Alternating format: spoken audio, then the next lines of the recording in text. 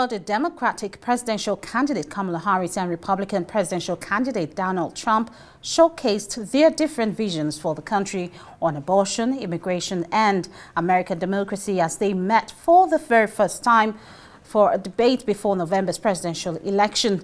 Harris is a former courtroom prosecutor, and on Tuesday night in Philadelphia, she was trying to prosecute Trump's liabilities in a way President Joe Biden could not in the debate with Trump in June. Trump is trying to paint Harris as an out-of-touch liberal. From the opening handshake, Harris went after Trump on tariffs, democracy, and abortion, among other topics. Trump was largely calm when he defended himself against each charge, but he showed annoyance when she took on his performance at his rallies. And to hear views on the outcome of the debate, here is Republican strategist Greg Swenson, who's been monitoring the event from London. Hello, Greg. Great to see you. And Donald Trump is seeking to get back into power. Kamala Harris is gunning to become the first female American president. This debate was the most anticipated. Did it live up to these expectations in your view?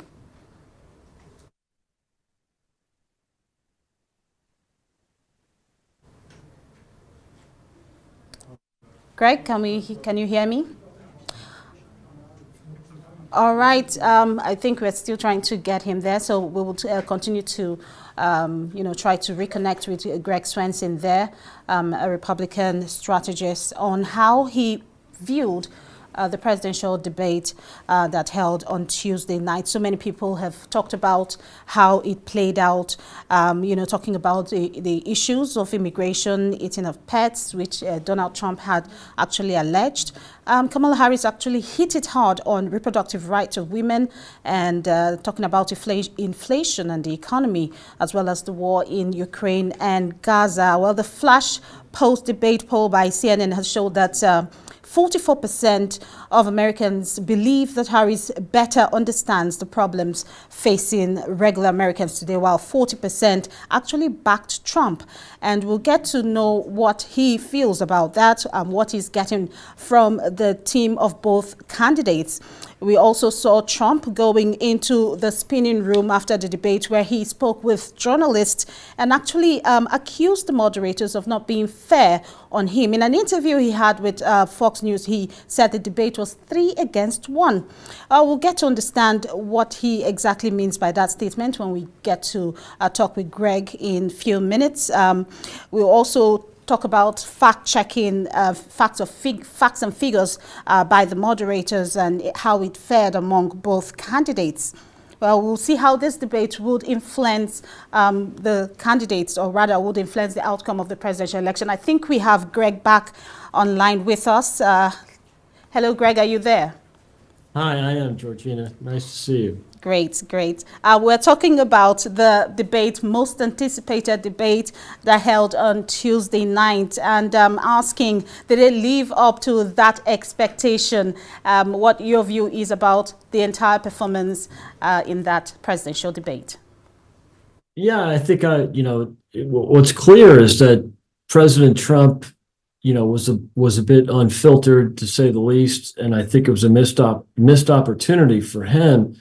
And then Vice President Harris, actually delivered what she needed to deliver. She just, sounded competent. She didn't deliver a lot of information or policies. That's kind of her norm, to not discuss too much detail. But she stood up for herself. She was able to handle herself on stage. I think it was probably, on net, a good moment for Vice President Harris, and a challenging moment for President Trump. I'm sure he'd like to take back a lot of that. It wasn't a complete catastrophe, but it was not a good night for the president. Talking about the policies that they reeled out, I want to know your view on the issues mentioned: immigration, reproductive rights, inflation, the economy, and the war in Ukraine and Gaza. Do you think they were able to marshal out their points quite well?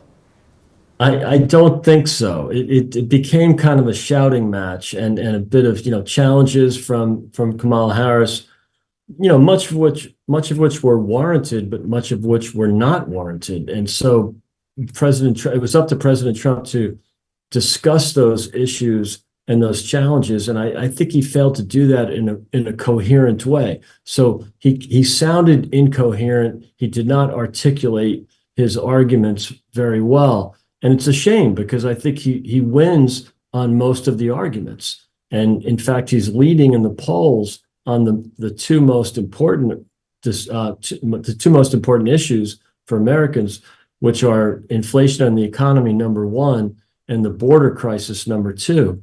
And he just did not articulate the situation well. And it's a shame because, you know, he's up 9 points on the economy and inflation. He's up 10 points on the border. In many polls, he's up even more than that against Kamala Harris. And so I think that was an opportunity missed for President Trump. I think he's got to tighten it up and be better the next time, if there is a next time. All right. After the debate, Trump went into the spinning room where he spoke with reporters, and he actually alleged that moderators were not fair on him. He actually told Fox News, I beg your pardon, that the debate was 3-1. Do you agree with him? I agree with him to a certain degree, but I think you have to understand that, you know, the mainstream media in the US is always against Republicans, and especially Donald Trump. So he should have expected that. I don't think there was any surprises last night. It's quite natural. They fact checked him, 5 times. I think they fact checked Kamala Harris 0 times, even when she said there were no, American servicemen and women in harm's way in war zones right now, which was an obvious mistake. So, look, it's not fair, but it's not supposed to be fair. This is politics. You have to play a little rough. He must have seen that coming. He should have expected that. I think that's a bit of a cop out. He did not do well last night, and I think looking for excuses is probably a mistake. Even if some of those excuses are valid, I don't think it works for his argument.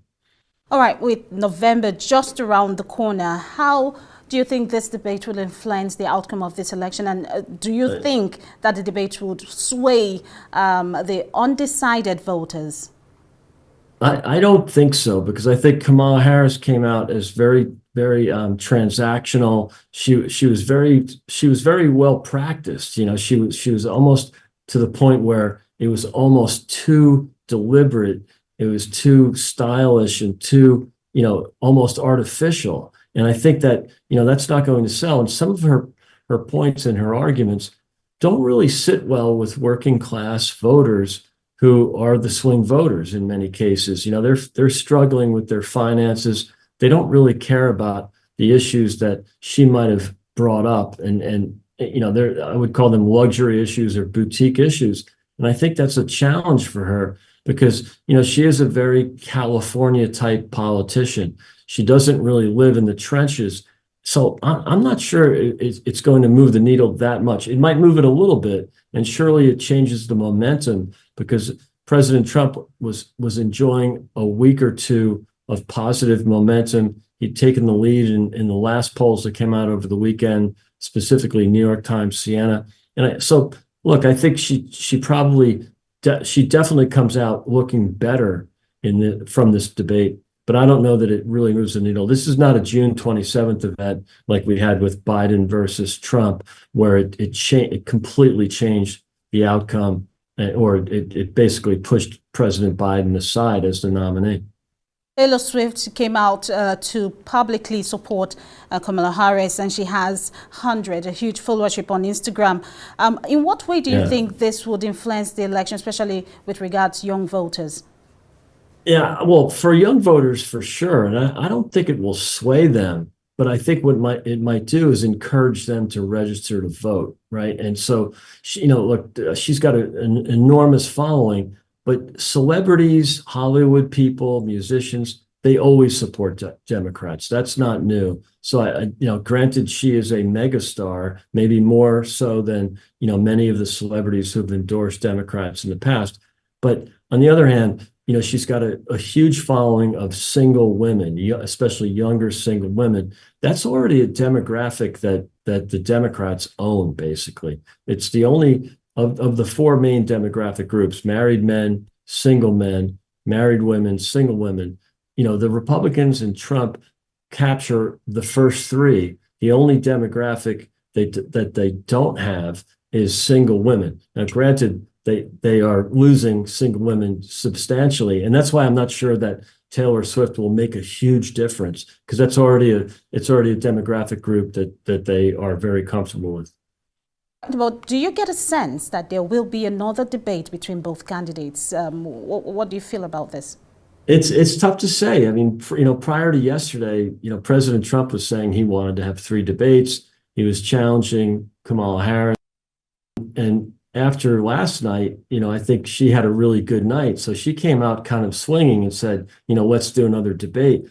So I don't know is the answer, but I think it would be really beneficial for President Trump to have a second chance. I think he needs to regroup. He needs to, sort of channel his energy wisely. He needs to, be much more disciplined and really focus on the things that benefit him. Again, it's the border crisis. It's the inflation, which is still a really difficult challenge for most Americans, especially in the swing states of, Pennsylvania, Wisconsin, and Michigan, where, the prices are up 20%. And these people, they're not worried about climate change. They're not worried about, boutique issues that President Kamala and Vice President Harris has focused on.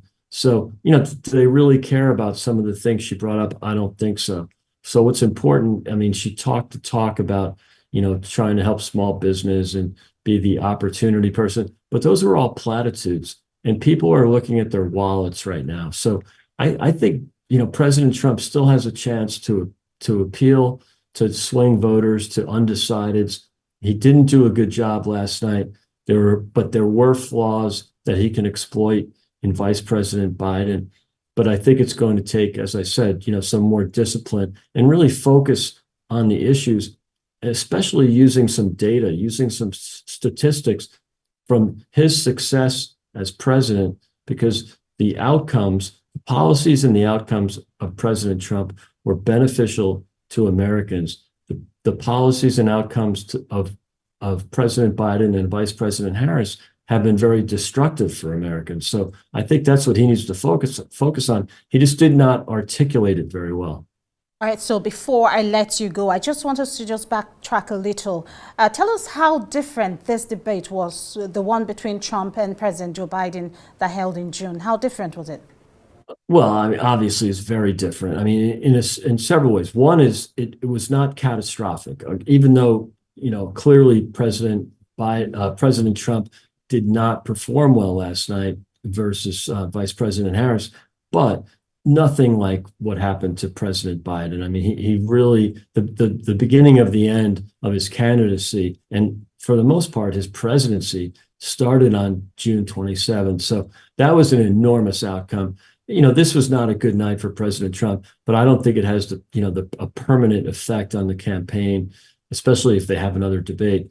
But so it's apples and oranges. Again, not a good night for President Trump, but nothing catastrophic like you had with President Biden on June 27th.